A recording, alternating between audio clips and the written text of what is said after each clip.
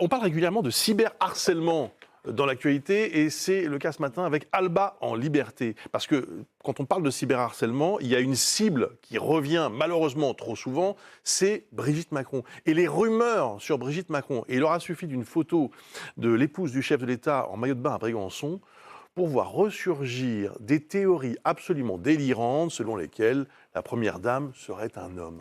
Vous savez, les complotistes, les conspirationnistes aussi, comme on les appelle, Bruce, c'est comme les cafards. Il est très difficile de s'en débarrasser.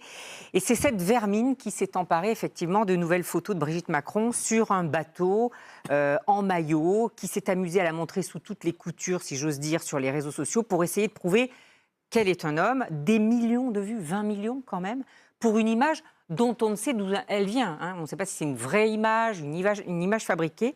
Alors ce genre de rumeurs, ça dure depuis le printemps 2021.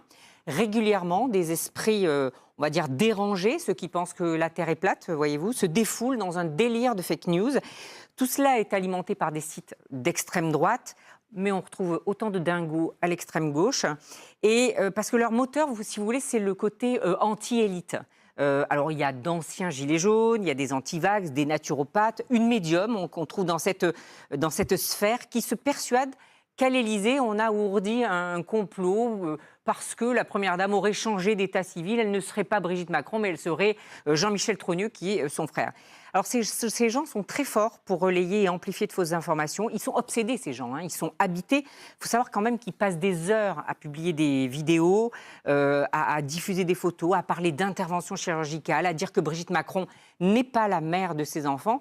Ce sont des vidéos qui sont reprises à l'étranger, évidemment exploitées par des réseaux trumpistes aux États-Unis. D'ailleurs, Michelle Obama, mais aussi Kamala Harris et d'autres femmes de pouvoir ont déjà fait les frais de ce genre d'attaques transphobes.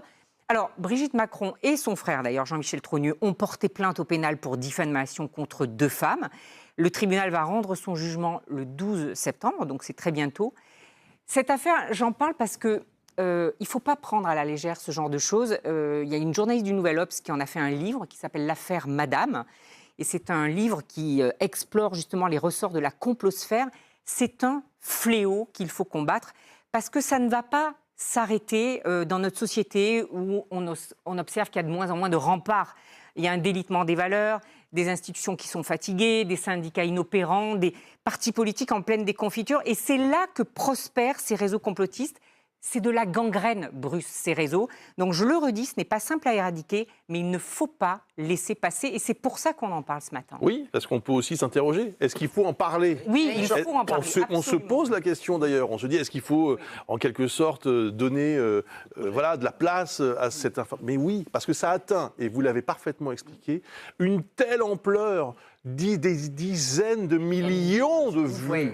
Et ne pas les laisser parler, ne pas les laisser diffuser. C'est difficile, encore une fois, de mener ce combat. Mais voilà, en face, il faut qu'on réponde. Mais il y a une grosse responsabilité aussi des réseaux sociaux. Parce que l'image dont vous parlez, on l'a vu passer sur X, mais moi, je l'ai vu passer des dizaines de fois ces derniers jours. Il y a une responsabilité des réseaux sociaux aussi à ne pas savoir faire le ménage dans ce qui est les hébergeurs. Bien sûr, les hébergeurs. Et il y a une vraie zone grise. Et si on ne s'attaque pas à ce mal-là par la racine, c'est-à-dire par la modération, on n'arrivera jamais, en effet, à mettre fin à ce mouvement-là. Bien, merci beaucoup Alba Ventura.